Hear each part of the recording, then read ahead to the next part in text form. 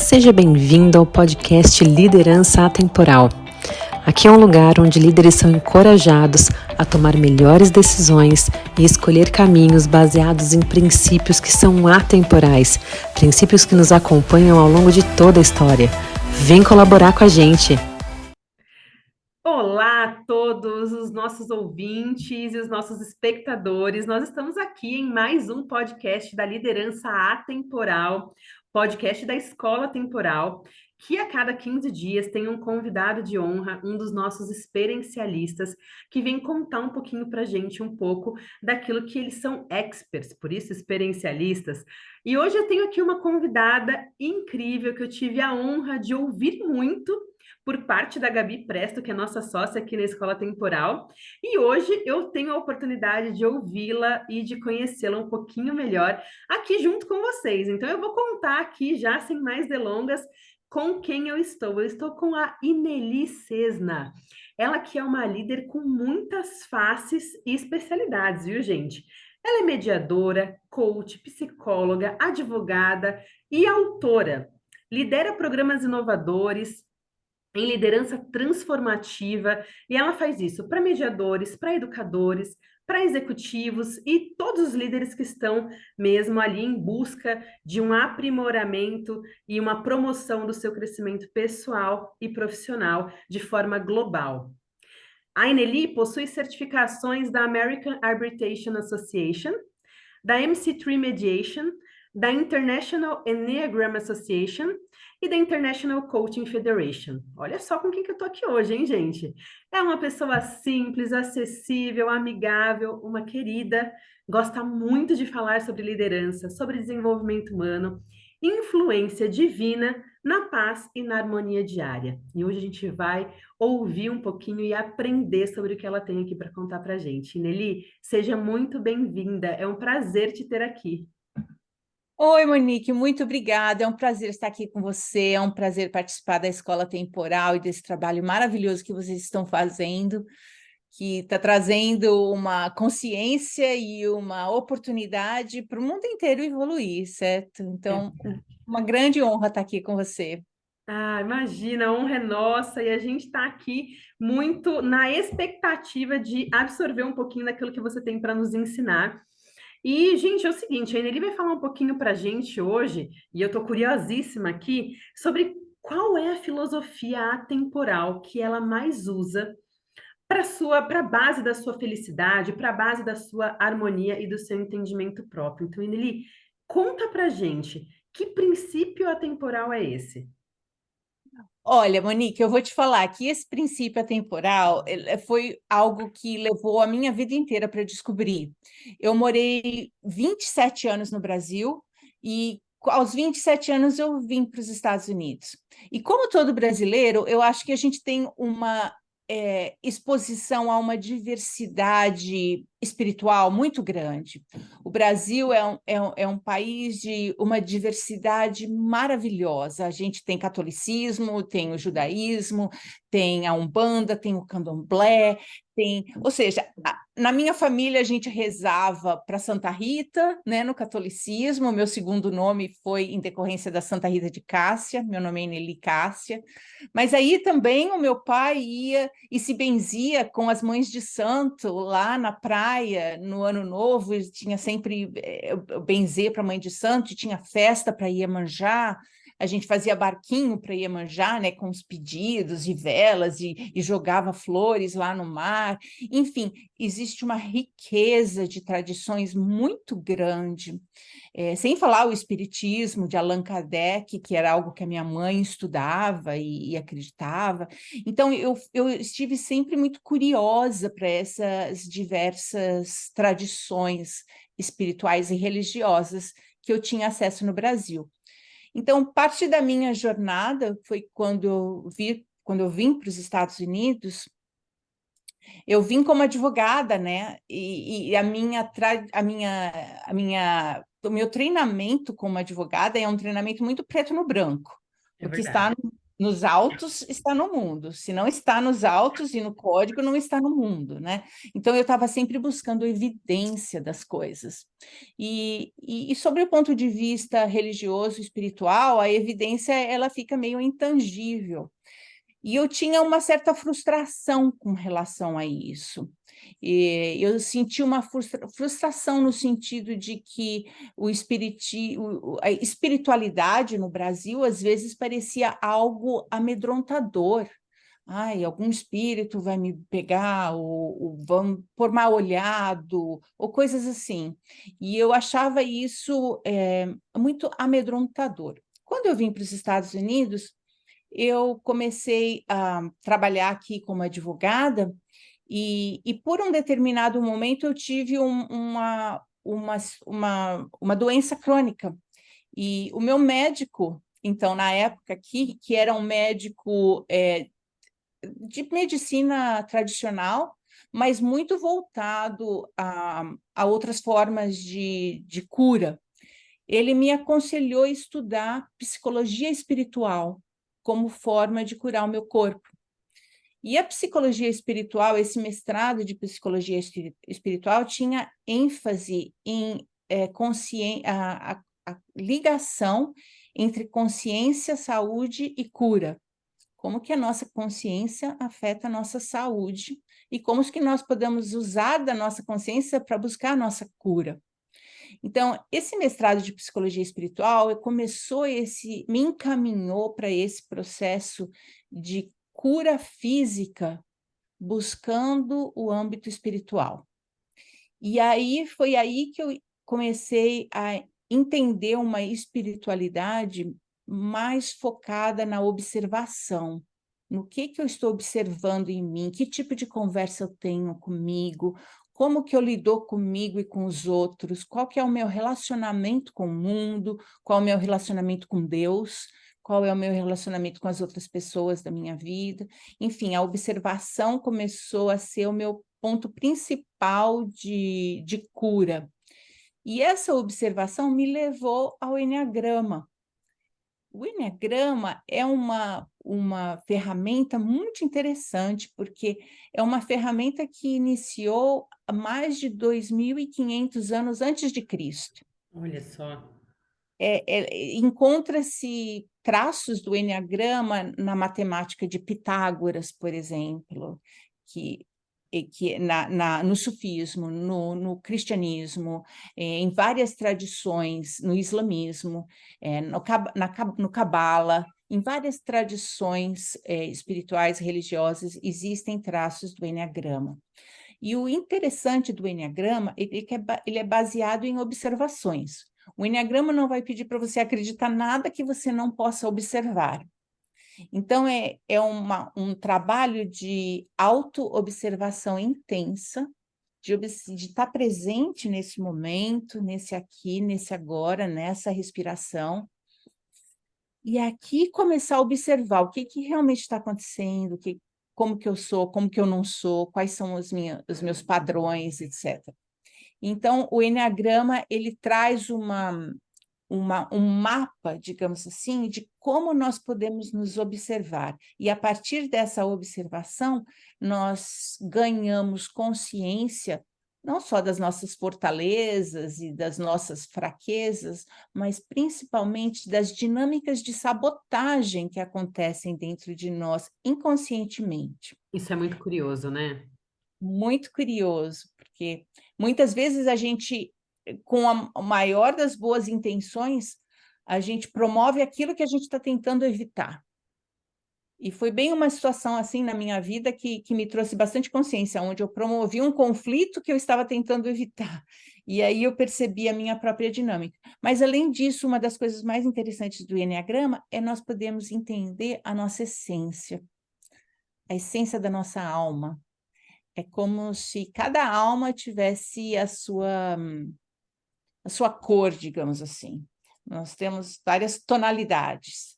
E à medida que nós entendemos essa essência da nossa alma, a gente pode caminhar mais em direção àquilo. A gente não precisa bater tanto a cabeça para encontrar aquilo que sempre esteve ali conosco, nos guiando, nos apoiando e nos mostrando o caminho. Então, para mim, o Eneagrama salvou não só a minha vida, a minha saúde, me ajudou a me entender e a entender o mundo, mas salvou meu casamento, salvou meu relacionamento com os meus filhos, salvou meu relacionamento com a minha família como um todo, porque me fez enxergar as pessoas além do comportamento, me fez enxergar as pessoas com base na essência delas, mesmo que elas tivessem um comportamento que eu não concordasse. E, aliás, o Eneagrama é a ferramenta fundamental no meu trabalho hoje como mediadora. Eu medio conflitos, então a minha posição é uma posição neutra de poder enxergar as duas partes, da onde que cada parte está vindo para o conflito. E como coaching também, na posição de coach, onde eu posso lidar com o meu cliente com base na essência que eles trazem e não no conflito que eles estão vivendo. Perfeito, perfeito.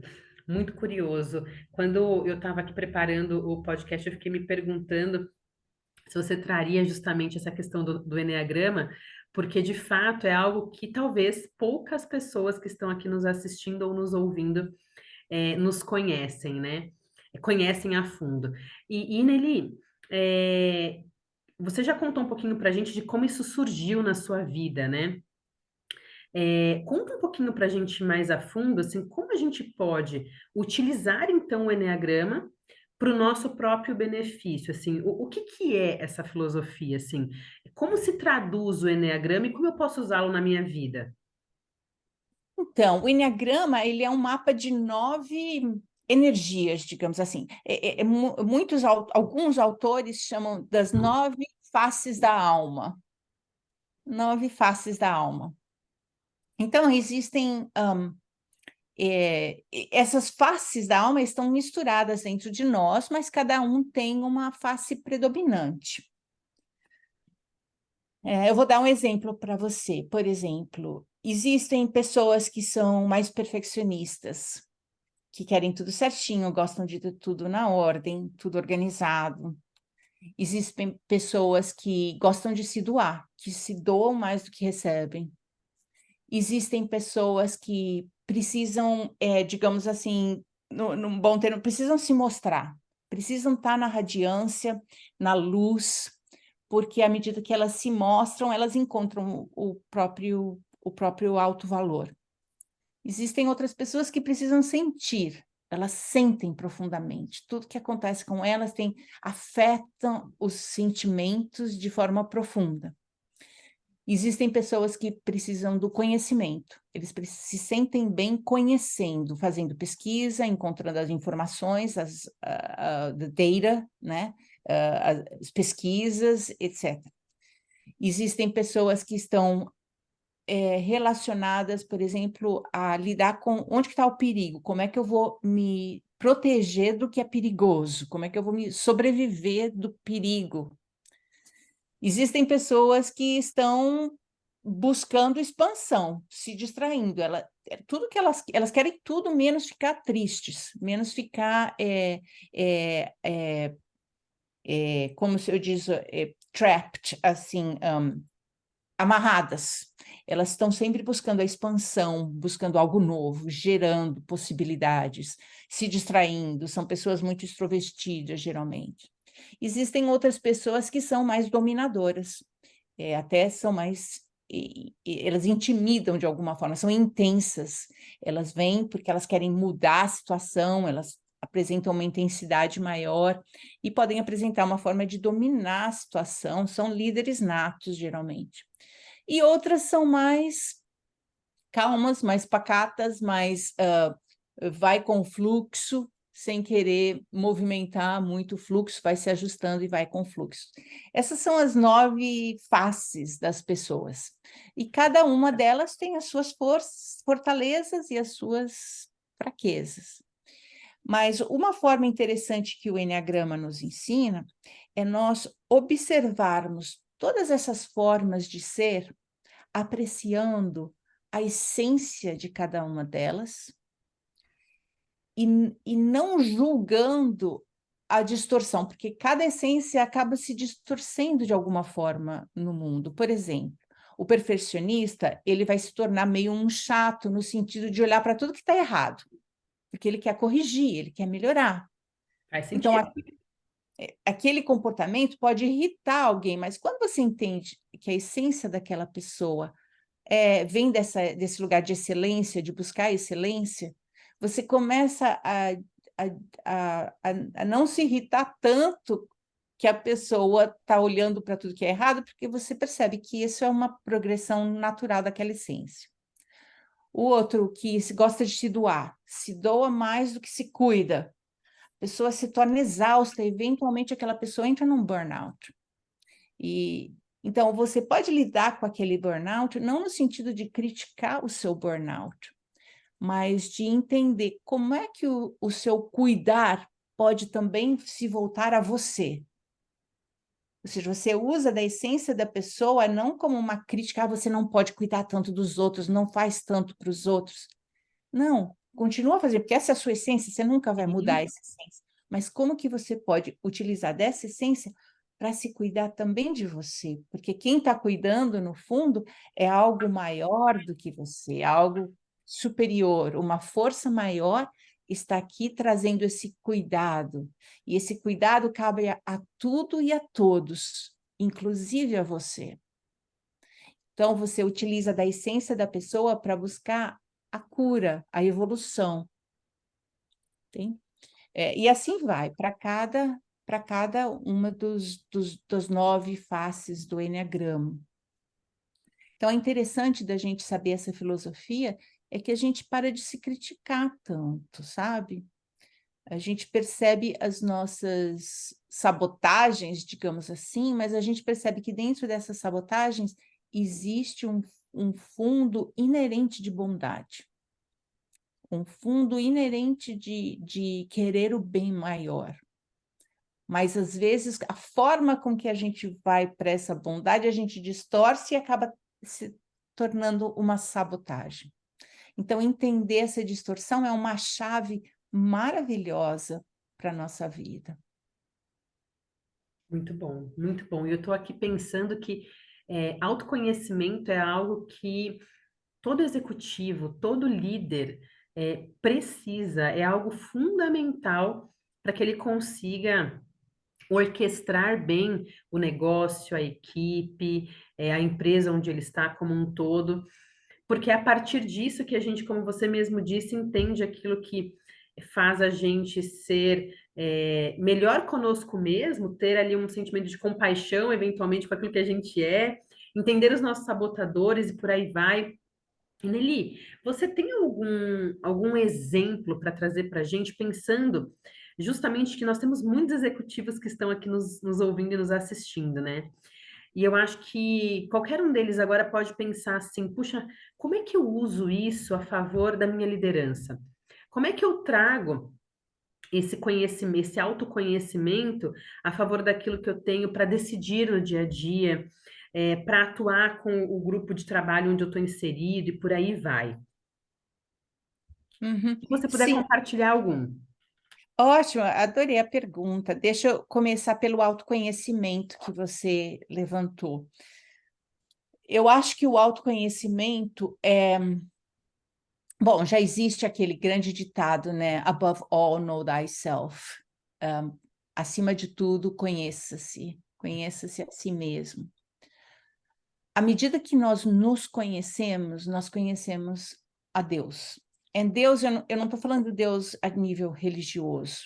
Falando de Deus como uma palavra, porque eu não tenho outra palavra para expressar essa força criadora. A força criadora que nos dá vida, que nos coloca aqui no mundo, que rege esse mundo, enfim, essa força criadora misteriosa. O autoconhecimento é uma forma de nós conhecermos essa força criadora, porque essa força criadora é uma força que está dentro de nós, é uma força que nos dá vida. Eu costumo dizer que você nunca vai ver ninguém se suicidar prendendo a respiração. Agora, ninguém fala, bom, quero morrer, prendo a minha respiração e morro. Porque a nossa respiração não é nossa. Nós não temos total controle sobre a nossa respiração. Existe algo mais nos respirando. Quem é esse algo mais? O que é esse algo mais? Quando eu estava grávida, eu tenho 2 filhos, né? Quando eu estava grávida, nas 2 gravidezes, as 2 vezes que eu estava grávida, eu ficava assim, intrigada com o fato de que eu sabia eu soube o dia da concepção dos meus 2 filhos, porque foi tipo aquele único dia do mês, né? Que a gente se divertiu. Então, daquele dia, 2 semanas depois, fiquei sabendo que estava grávida, e eu fui para a médica, e a médica fez ultrassom e tinha um batimento cardíaco. E eu pensando, meu Deus, 2 semanas? Eu fui pesquisar, 2 semanas são um conglomerado de 100 células. Como que essas células começaram a bater? Da onde veio esse ritmo, né? Meu E Deus mesmo. e pesquisando sobre isso, eu descobri que é um certo íon que entra num certo canal e gera essa eletricidade. Mas é um íon e um canal. Como é que esse íon e o canal começa a pular dentro de mim? E eu Traz vida, né? fazendo esse negócio pular dentro de mim. Como que isso aconteceu? Então, existe um mistério da criação que é muito inerente à vida, é inerente a cada um de nós. Nós estamos vivendo esse mistério com cada respiração, com cada batimento cardíaco. Então, o autoconhecimento nos leva a começar a observar quem que está fazendo isso dentro de mim? Quem que é essa força dentro de mim? Da onde ela vem, para onde ela vai? E conforme nós crescemos nessa curiosidade dessa força interna dentro de nós, nós mudamos a nossa identidade. Eu passo a não me identificar tanto com a minha aparência, ou com quanto dinheiro eu tenho, ou com quais são os meus diplomas, ou com qual é o meu cargo, mas eu começo a me identificar como essa força interna, essa força de vida interna. É como se amanhã, se minha aparência mudar, se a minha situação financeira mudar, se o meu cargo mudar, essa força de vida ainda está me respirando, ainda está batendo o meu coração. Então, esse é o lugar dentro de mim que é mais sagrado, que é o mais eu. De tudo que eu tenho, esse é o lugar que é o mais eu. E para eu entrar dentro desse autoconhecimento, eu não só preciso ter esse nível de observação interna muito detalhado, mas eu preciso ter perspectiva, entender o que eu estou observando. Porque o fato de nós não nos conhecermos é porque nós não sabemos o que nós estamos observando todo dia. Cada respiração vem e vai desapercebida. Então, quando eu posso entrar na consciência do que está acontecendo, eu expando muito mais o que eu percebo. Então, o Enneagrama, ele mostra esse mapa, ele fala, olha aqui, então, essas 9 faces da alma, em cada uma você vai olhar, você vai encontrar isso, isso, isso. E aí você começa a observar como que eu estou vivendo? Qual que é a forma de vida? Quais são as decisões que eu tomo? Por que eu tomo essas decisões? Por que eu faço isso ou aquilo? E aí a gente começa a se colocar dentro dessas 9 faces, a gente começa a achar entender qual é a nossa face predominante. E assim a gente começa a nos lidar com nós mesmos com mais compaixão. E essa compaixão interna que eu aplico comigo mesmo, que eu começo a entender que está além dos meus comportamentos, né? Às vezes eu tenho um comportamento que eu falo, meu Deus, por que eu fiz isso? E aí eu vou entender o que está por trás. E essa compaixão que eu ofereço a mim mesmo é a mesma compaixão que eu vou oferecer aos outros. Que eu posso olhar para o outro, não gostar, não entender, não compreender o comportamento daquela pessoa, mas, ao mesmo tempo, oferecer um tratamento, uma conexão com a essência daquela pessoa que transcende o comportamento. Então, o líder que quer ter esse tipo de relacionamento, é um relacionamento transformador em termos de liderança. Uhum.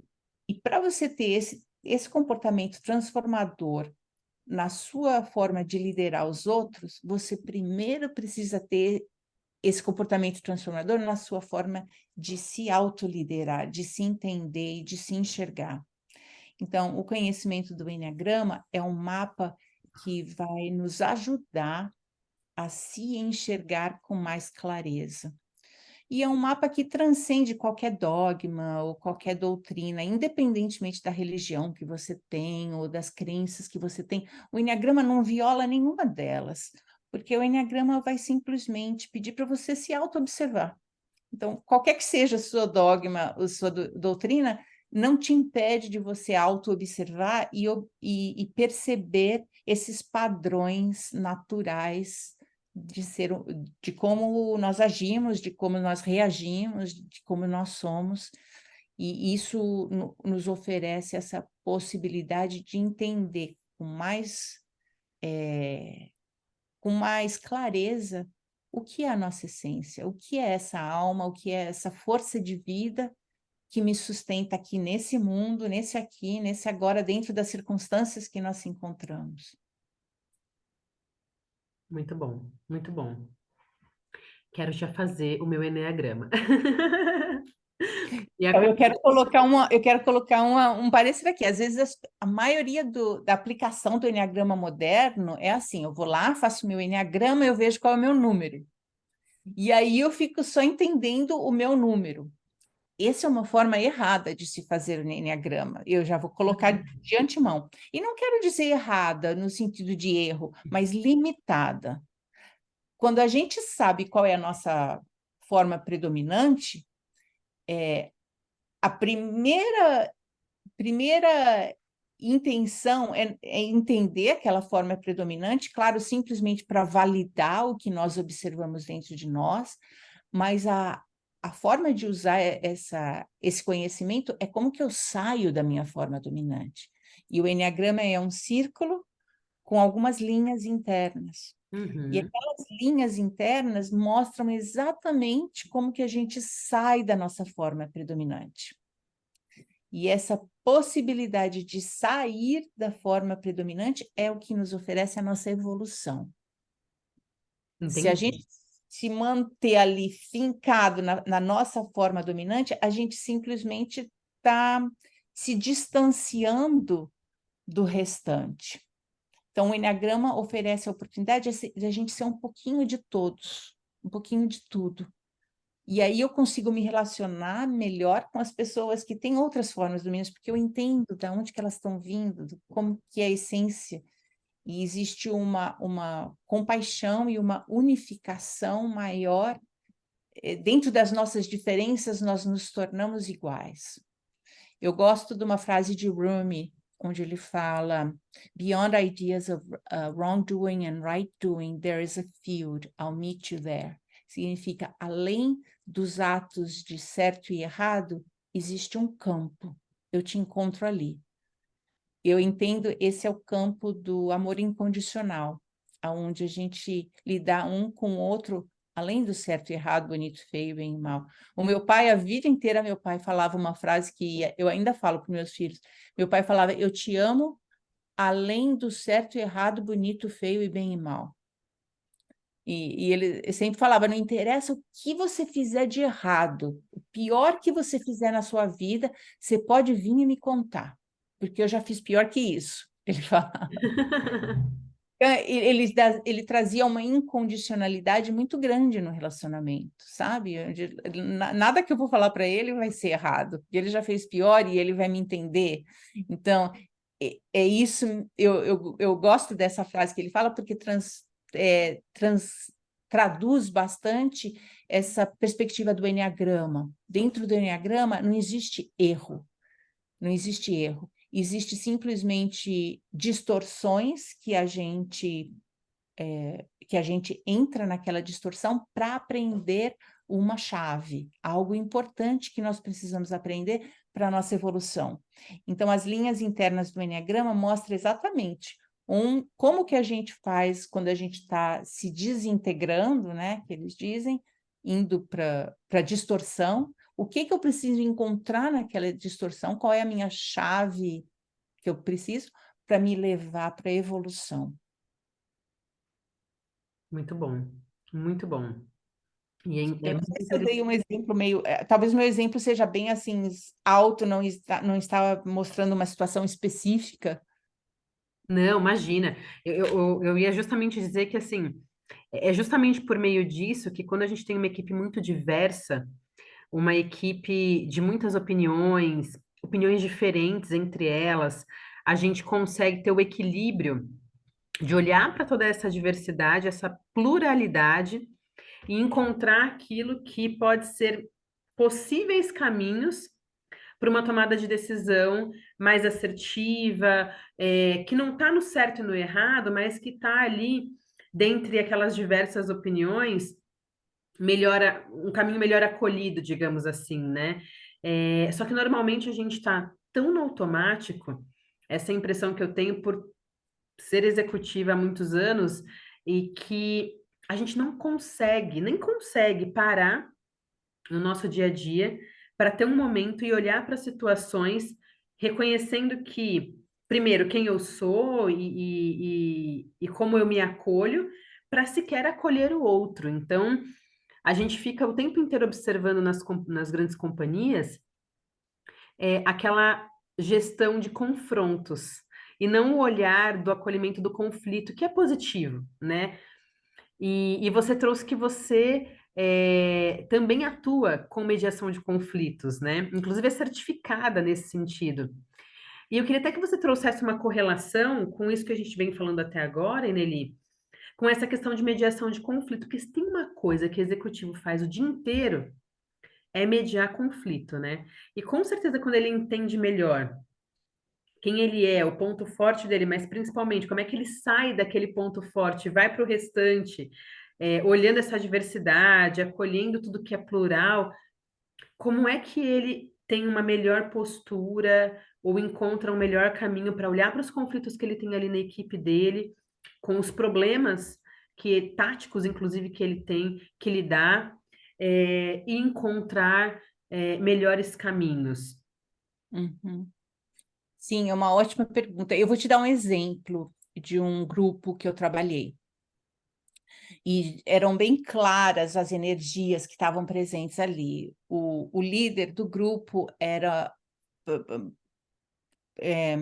manifestava bastante a energia do 8, que a gente chama no Eneagrama, que é uma energia dominadora, uma energia de liderança nata, porque é Uhum. uma energia que quer mudar o status quo. É uma energia que é imediata, bem ali, já na sua cara, já percebe o que tem que ser mudado e vamos fazer acontecer e vamos mudar. Uma energia muito protetora, que quer Uhum. proteger, que quer acolher. Imagina, assim, uma energia do Big Bang. Sabe o Big Uhum. Bang? Era tudo, Uhum. não havia nada, era tudo preto, chega o Big Bang, pá, muda tudo, cria o início de uma nova jornada. O 8 ele tem bem esse tipo de liderança, ele vem para alterar o status quo e iniciar o início de uma nova jornada. E ele faz acontecer. E esse é o líder do grupo, bastante esse 8. Um outro executivo do grupo tinha bastante o 2, que era o de se doar. Ele se doava, se doava, se doava, e eventualmente entrava num burnout, né? Ele explodia.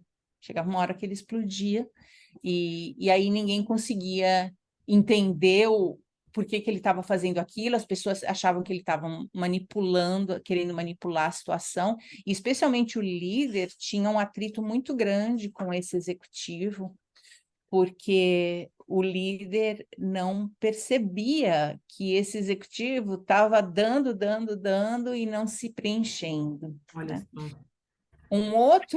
Um outro integrante do grupo era bem ele estava de observação, sabe? Não se intrometia ali na briga e achava sempre que ele que tinha feito como que ele contribuiu para essa para essa discordância.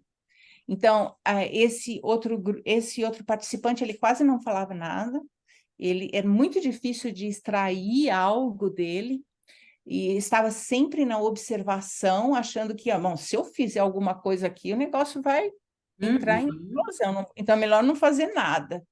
Então, ele se eximia de toda a responsabilidade, mas à medida que eu comecei a conversar com ele era o que tinha as observações mais perspicazes, porque era como se ele estivesse assim de fora, observando a interação dos que estavam ali com maior perspicaz. E o último integrante, que também era bem de fora, estava tentando fazer a coisa rolar, sabe? Era o que estava tentando fazer um fluxo, tentando colocar pazes em tudo, tentando amenizar as coisas. Mas quanto mais ele tentava amenizar, mais aquele 8 que queria trazer liderança se irritava, mais aquele 2 que estava tentando dar para melhorar também se irritava e criava ali um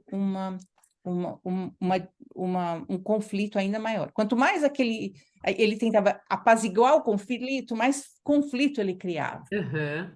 Então, parte do trabalho desse grupo foi cada um entender a sua forma de ser.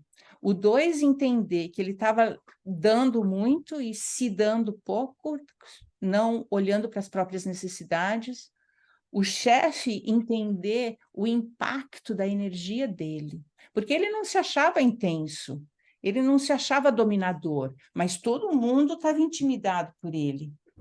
Então, para ele receber esse feedback, não, peraí, calma, eu preciso respirar, eu preciso utilizar, falar de uma forma diferente, porque até a expressão facial dele, a energia, ele entrava na sala, a energia da sala mudava. Olha Entendeu? isso. Então, para ele entender que a intensidade dele era recebida dessa forma dentro do grupo, foi um trabalho bem grande, intenso com ele, e, aliás, foi interessante porque dentro da família dele tinha também um padrão parecido. Então, foi uma grande revolução no autoconhecimento dele, de saber a forma com que a energia dele estava impactando. Olha só. E com o outro que estava tentando observar, ficava neutro observar, tentar falar como é que você pode verbalizar mais o que você está vendo? Como que você pode trazer mais as suas percepções, participar mais? Uhum. E uma forma que ele encontrou de participar mais foi por escrito, não verbalmente, mas por escrito. Escrever um relatório de percepção. Olha, hoje eu percebi, nessa reunião foi isso que eu percebi e tal. E passando memorandos por escrito, ele conseguiu expressar de uma forma bem racional. Às vezes ele colocava até informações de outros grupos, qual é a porcentagem disso e daquilo que tinha acontecido. Ele fazia algumas pesquisas e colocava dentro do memorando dele. Enfim, foi a forma que ele encontrou de ter uma voz dentro do grupo. E aquele que estava tentando apaziguar os conflitos e criar mais conflitos começou a perceber que para apaziguar, ele precisa deixar o conflito acontecer, que dentro daquele conflito as pessoas estavam se entendendo e começando a entender o que cada uma tinha para trazer para a mesa. Então, o Eneagrama trouxe uma consciência maior do que cada um podia trazer para o grupo, sem um ficar criticando tanto o outro e buscando uma forma de cada um participar mais elevadamente, com mais consciência da energia que eu trago, de como eu vou trabalhar essa minha energia, de uma forma a cultivar a diversidade. Olha só. É interessante, né? E a gente sempre, em todas as relações, vai encontrar essa pluralidade, né? Em todas as relações. Uhum. Não tem nenhum tipo de relação que que a gente possa dizer assim, olha, isso não existe, porque a outra pessoa ou os outros pensam exatamente como eu, Isso nunca vai acontecer. E uma das coisas que a gente sempre bate na tecla aqui na escola temporal é que justamente quando a gente se prepara desta forma, olhando para esses princípios, a gente se torna um líder muito melhor. Porque pense, com certeza, essa melhor coesão entre o time, do exemplo que você trouxe aqui agora, gerou mais resultado para a companhia. Porque é um time que se entende agora, é um time que aprendeu a forma do outro de dizer, de se comportar, de se expressar, e começou a acolher de uma melhor forma as ideias, as opiniões. Uma coisa muito comum que a gente ouve são, entre os líderes, inclusive, são os líderes dizendo: olha, mas quando eu estou numa mesa de boarding, eu expresso uma opinião e às vezes eu sou mal interpretado. A minha ideia era tão boa, e ela foi mal recebida, e passou um tempo e eu vi que fulano aplicou a mesma ideia e essa ideia foi bem recebida. E a ideia trouxe um projeto que trouxe um resultado bacana para a companhia, mas, puxa, eu tinha essa ideia lá atrás, e na maioria das vezes é que aquele grupo não soube também acolher aquele momento, a forma como aquela pessoa se expressou naquela oportunidade, né? E esse exemplo que você trouxe é muito curioso, muito importante para o que a gente tem vivido como executivo, porque a gente se depara com isso todo dia, em cada reunião que a gente entra. É assim mesmo que a gente encontra pessoas completamente diferentes, que a gente não entende na maioria das vezes, e por isso essa busca por autoconhecimento ela é tão importante, né? É verdade, Monique, o que você está trazendo é uma grande verdade, porque o maior resultado desse trabalho é o engajamento.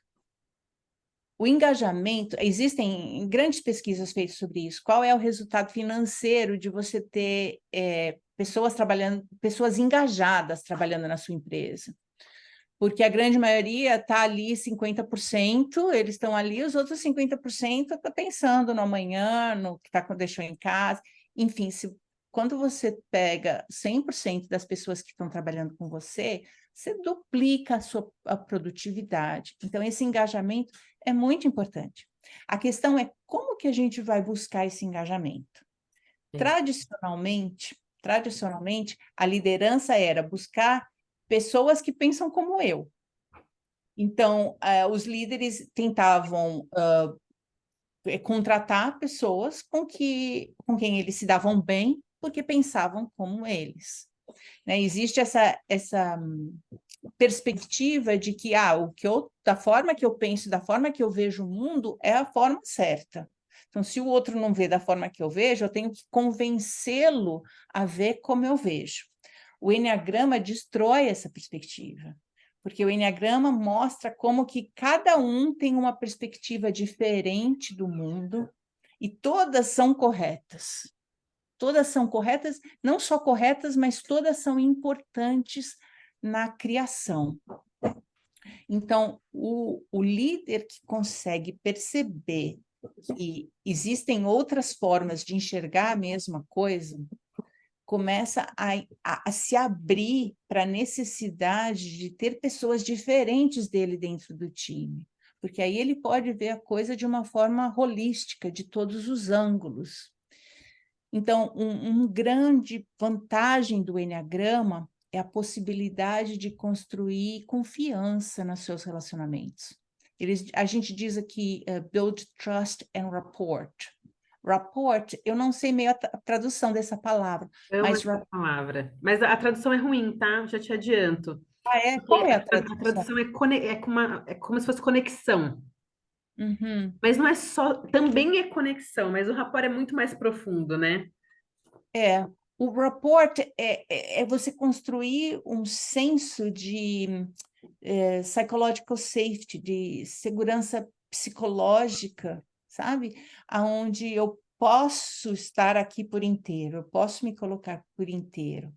E o Enneagrama auxilia o líder a criar essa sensação de rapport, de conexão ou de segurança psicológica, onde as pessoas que estão com eles estão mais abertas para receber. Então, o líder que você deu exemplo aí, aquele que deu uma ideia e ninguém recebeu, eu começaria a questionar como que você está colocando as suas ideias para o mundo?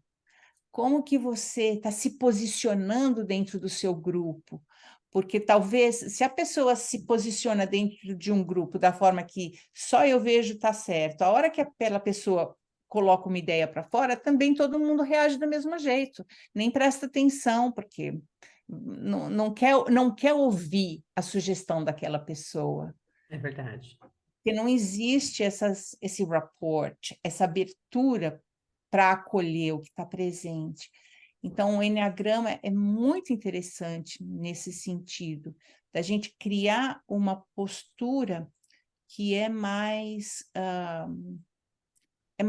equilibrada, no sentido de acolher essas 9 diferentes formas de enxergar a mesma coisa.